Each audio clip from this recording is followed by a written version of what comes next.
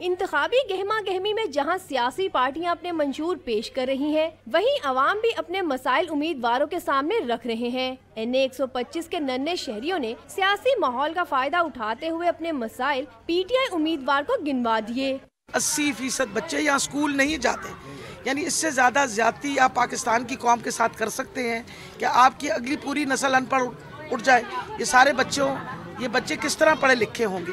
फिर तीसरी चौथी इम्पोर्टेंट ये चीज़ है, अस्पताल डिस्पेंसरीज का फुकदान है।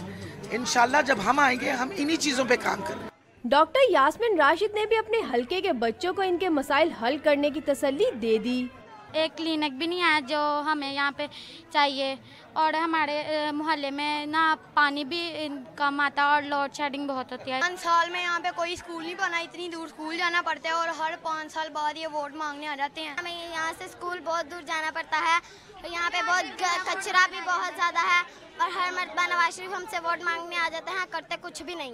सियासी रहनुमा ने बच्चों को यकीन दहानी तो करवा दी। देखना ये होगा कि वो मुंतखब होकर बुनियादी सहूलियात से महरूम इन बच्चों से वादा वफा करती हैं या नहीं। कैमरामैन अदनान इकबाल के साथ किंजा मलिक, डॉन न्यूज़, लाहौर।